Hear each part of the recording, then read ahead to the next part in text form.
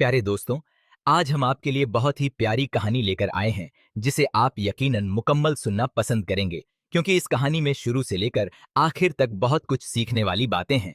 कैसे एक बादशाह, क्यों और कैसे तख्त और ताज पूरी दौलत छोड़कर एक फकीर के बात को अमल करके निकल पड़ता है। यह कहानी उस दौर की है जब हिंदुस्तान में एक मशहूर बादशाह सुल्तान अकरम का दौर था। वह बेहद दौलतमंद और ताकतवर बादशाह थे, मगर उसकी जिंदगी में एक ऐसा खालीपन था जो हर वक्त उनके दिल को बेचैन करता था। उनके पास बेशुमार दौलत, बाग बगीचे और तमाम आलीशान चीजें थीं, मगर रूहानी सुकून का नामो निशान तक न था। एक दिन सुल्तान अकरम महल के बाग में टहल रहे थे कि उनकी नजर एक बुजुर्ग फकीर बाबा नूर पर पड़ी, जो एक दरख्त के नीचे बैठे हुए थे। उनके चेहरे पर एक ऐसी चमक थी जैसे उन्हें दुनिया के सभी राज मालूम हों। उनके हाथ में तस्बीह के दाने चल रहे थे और उनकी आंखें आसमान की तरफ देख रही थीं, जैसे किसी और ही आलम में गुम हों। सुल्तान अकरम नरमी और अदब के साथ फकीर के पास जाते हुए, ए बाबा नूर, सलाम करते हैं।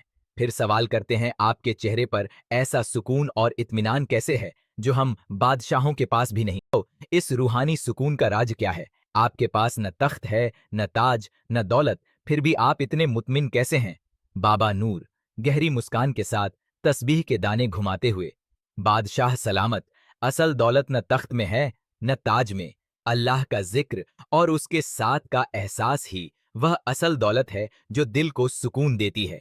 जब दिल की ख्वाहिशात खुदा की याद में डूब जाती हैं, तो ये फानी दुनिया की तमाम चीजें अपनी हैसियत खो बैठती हैं। सुल्तान अकरम हैरानी और इज्जत के साथ धीरे से बैठते हुए, आपकी बातें दिल को छू जाती हैं बाबा नूर। मैं दिन रात इबादत करता हूँ, सदका खैरात भी खूब करता हूँ, मगर फिर भी मेरा दिल बेकरार रहता है। क्या मेरी इबादत में कोई कमी रह जाती है बाबा नूर? नरमी से मुस्कुराते हुए, उनकी आंखों में रोशनी की चमक, बादशाह सलामत, इबादत सिर्फ आमाल का नाम नहीं है, बल्कि दिल की सफाई और इखलास का भी नाम है। अगर आपकी नीयत साफ हो और दिल अल्लाह के लिए झुका हो, तो इबादत में एक अलग लज्जत होती है।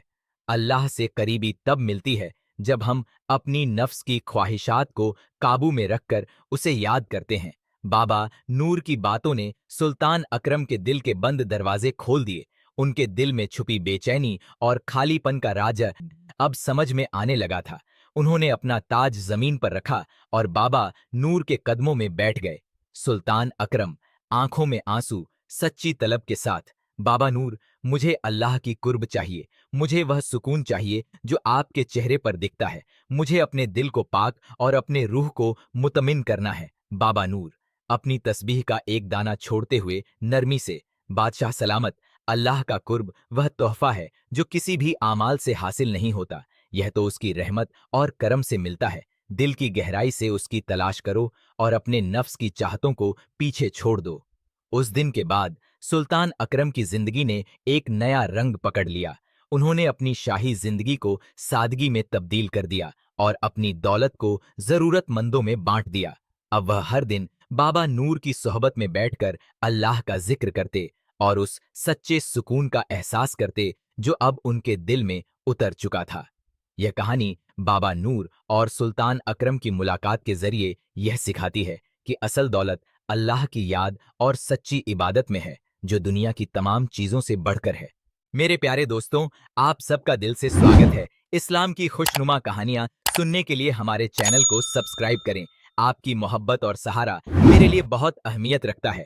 कृपया आइकन पर जरूर दबाएं ताकि आप हमारी दिल को छू जाने वाली दास्तानों से कभी महरूम न रहें।